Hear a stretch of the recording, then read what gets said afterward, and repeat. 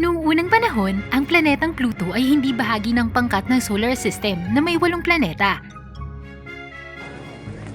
Ngunit kakaunti ang nakakaalam sa planetang ito. Isang makabagong sibilisasyon ang naitatag. Nalagpas sa hangganan ng kaalaman ng teknolohiya na hinggit pa sa lipunan ng tao.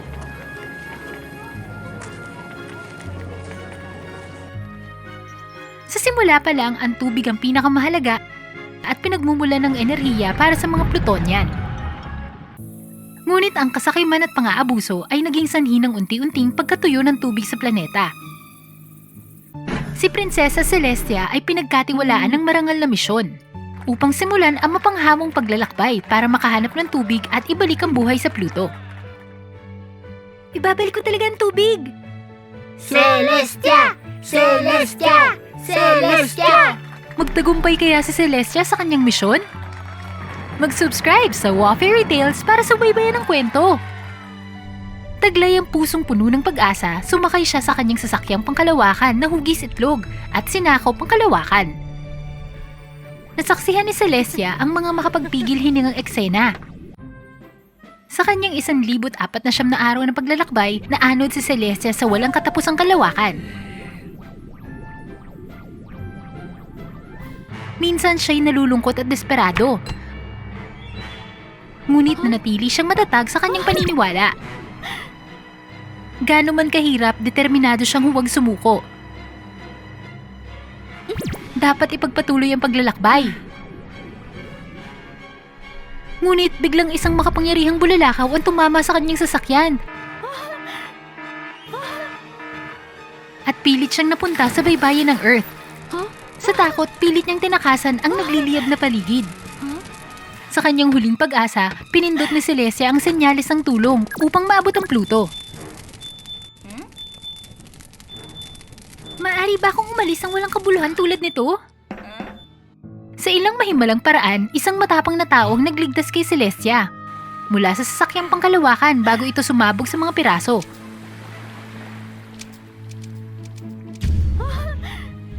Natuklasan ni Celestia na ang kapaligiran dito ay malinis. Higit pa sa anumang naranasan niya sa Pluto. Nakita niyang nakakasilaw na sikat ng araw at maaliwalas na ulap. Nalanghap ang halimuyak ng mga bulaklak at ang alat ng dagat. Ikaw, hindi ka tao. Tahimik siyang nag-isip, nabighani sa kakaibang anyo ni Celestia. Ang kanyang asul na balat ay kumikinang na tila sa piro at ang mga mata ay kumikinang na parang munting universo, kaya't natulala ang sino mang tumingin sa kanya. Sisiguraduhin kong mananatili siya dito. Marahan, dinala ni Logan si Celestia sa teritoryo ng tribo ng tubig ng Aquaria. Ito'y isang magandang nayo na may maliit na kubo na ginawa mula sa makukulay na koral at kabibe na nakahanay sa makinang na baybayin. Pinalibutan siya ng mga nagtatakang taga-nayon, nakikipag-usap sa hindi pamilyar na wika na hindi niya maintindihan. Sino siya? Kakaibang itsura niya. Pinuno, hindi natin siya dapat patuloyin. Huwag kang mag-alala, babantayan ko siyang mabuti. Kailangan kong malaman kung saan siya nanggaling at kung anong intensyon niya. Nakakainis! Hindi ko maintindihan ang sinasabi nila.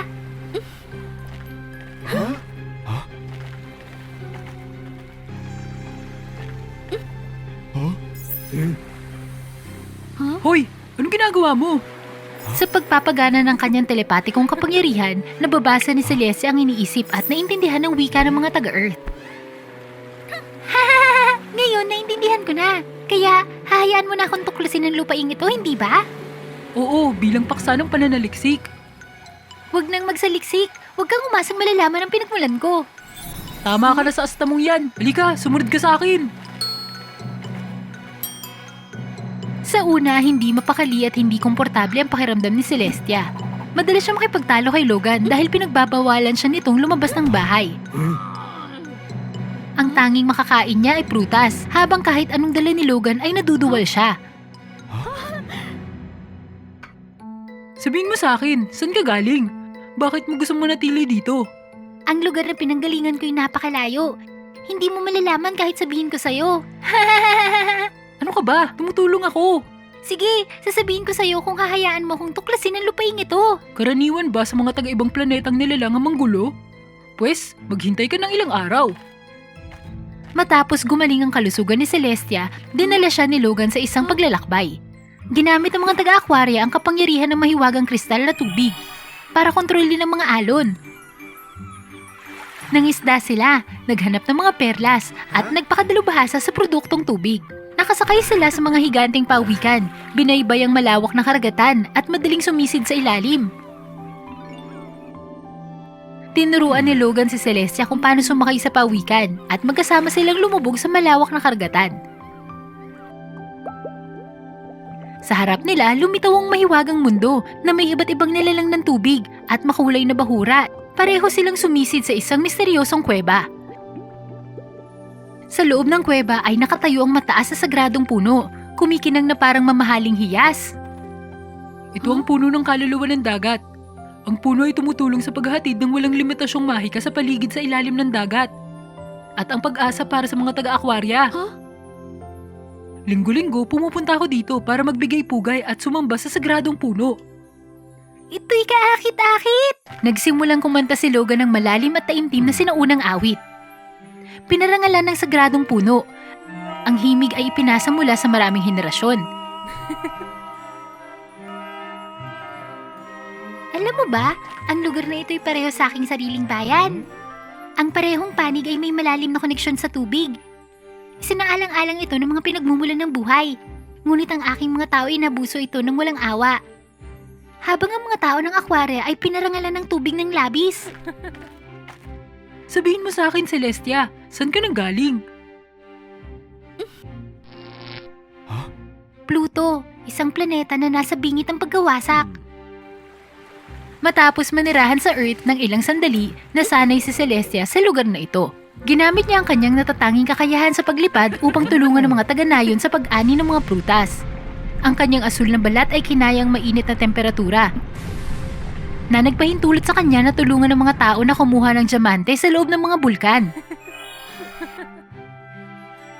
Si Logan at Celestia ay mas naging malapit araw-araw.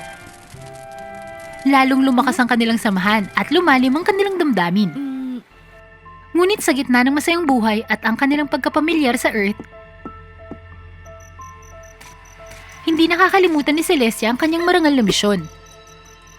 Siya ay lumipad sa kalangitan, naghahanap ng mga ilog, batis, lawa, at mahiwagang hinigop ang bawat patak ng tubig sa kanyang mahiwagang parisukat na tubig.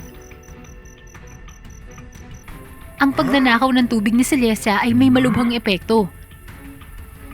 Naganap ang tagtuyot sa lahat ng dako at ang mga tao mula sa mga bayan at tribo sa kabundukan at kagubatan ay dumanas ang kakulangan ng tubig na humantong sa pagkakasakit. Bakit ang tubig sa buong lawa ay sumingaw lang ng magdamag? Logan! Celestia, ayos ka lang? Gusto mo bang uminom ng mas maraming tubig? Bagamat kakaunti ang sariwang tubig ngayon, ibinahagi pa rin ni Logan ang kanyang tubig kay Celestia. Mukha siyang namumutla at pagod na pagod. Ang kakulangan ng tubig ay nagpahina rin sa puno ng kaluluwa na nakaapekto sa mga nilalang sa ilalim ng dagat na umaasa sa sagradong puno. Nakonsensya si Celestia. Naalala niya ang mga alaala ng kanyang emosyon. Napagtanto ni Celestia ang pagkakamali niya. Ang pagnanakaw ng tubig sa iba ay hindi ang paraan para maibalik ang Pluto. Hindi niya kayang sirain ang Earth tulad ng pagkawasak ng Pluto. Nagpasya si Celestia na ibalik ang tubig ng mga ilog at sapa sa Earth. Ikaw palang nagnakaw ng tubig! Paano ka naging walang puso, Celestia? Oo, sa una ay ang pagkuha ng tubig ang aking intensyon. Gusto kong magdala ng tubig upang maibalik ang Pluto. Pero napagtanto kong mali ito. Patawad, ibabalik ko talaga lahat ng tubig. Paano ako magtitiwala sa magnanakaw na tulad mo? Tama na! Umalis ka sa Earth ngayon!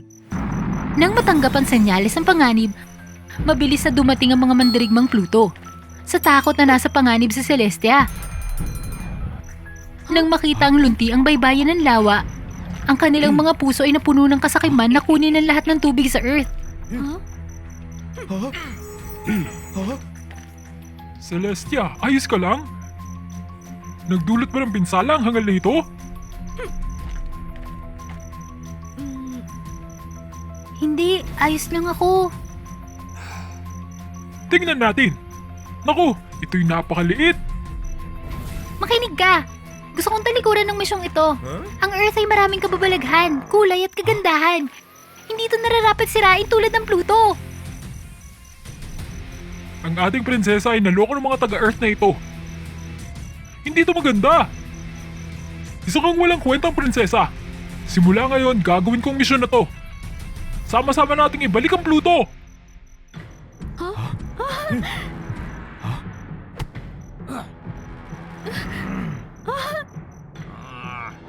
Galit na lumaban si Celestia at ibinalik si Logan sa aquarya. Dito, inihayag niya ang katotohanan sa lahat at hinimok silang magkaisa at itaboy ang mga tao mula sa Pluto. Taos-puso siyang humingi ng tawad sa kanyang pagkakamali at nangakong hindi na babalik dito pagkatapos ng labanan.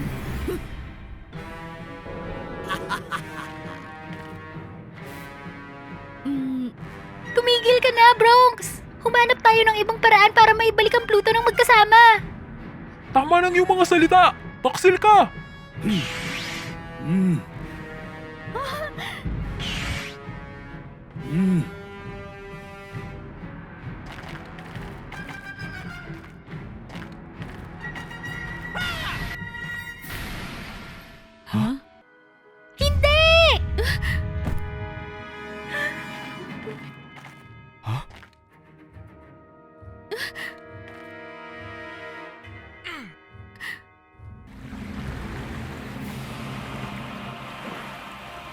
Talo ka na! Lumipad sa langit si Celestia sa galit at kumanta ng malakas ng sinaunang awit na minsang kinanta ni Logan kasama ang sagradong puno. Naniniwala siya na ang kanyang tapat at makapangyarihang pag-awit ay gigising sa sagradong puno.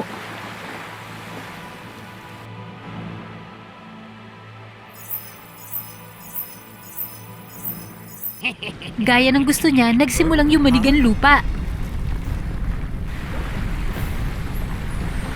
Ang sagradong puno ay lumitaw mula sa ilalim ng dagat. Ito ang pinagmula ng kapangyarihan ng tubig sa Earth. Manatili ka dyan! Mga hangal! Sa tingin mo ba may babalik mo ang Pluto gamit ang panlolokong ito? Sa gulat ng lahat, nagsimulang magkwentong mahiwagang puno tungkol kay Kumbus, ang Diyos ng tubig sa Pluto, at ang nakababatang kapatid na mahiwagang puno. Si Kumbus ang nagbigay ng tubig sa kaibuturan sa Pluto na nagpahintulot sa planeta na gamitin ang mga ito at mapanatili ang buhay. Ngunit labis sa pinagsamantalahan ng mga tao ng Pluto ang tubig na naging sanhi ng pagkawasak ang pinagmumula ng tubig. Ngayon, galit na galit ang kapatid ko sa mga naninirahan sa Pluto dahil sa kanilang hindi makataong pagnanakaw ng tubig. Kahit na ibalik mo ang tubig mula sa Earth, hindi na may babalik ang Pluto. Ang kailangan ng planetang ito ay hayaang magpahinga ang pinagmumula ng tubig. Marahil pagkatapos sa 1,000 taon, baka may pagkakataong mailigtas ang Pluto. Kaya nawala ng saysay ang ating pagsisikap? Hindi na may babalik ang Pluto, maliban na lang kung umalis ang mga taga-Pluto. Sa tingin ko, ang mga taga-Pluto ay dapat pumunta at manirahan sa Earth. Tapusin na natin ng walang kabuluhang digmaang ito at mamuhay sa kapayapaan. Sa ngalan ng mga tao ng Pluto, humihingi ako ng tawad sa iyo para sa aking pagkakamali. At ako'y tunay na nagpapasalamat sa iyo.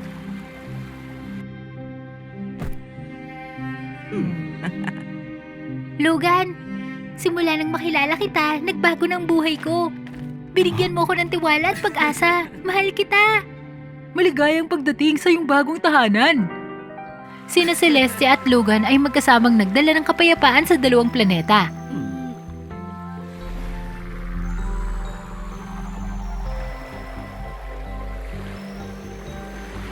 Mula sa araw na yun, ang lahat ay namuhay ng masayang magkakasama sa Earth.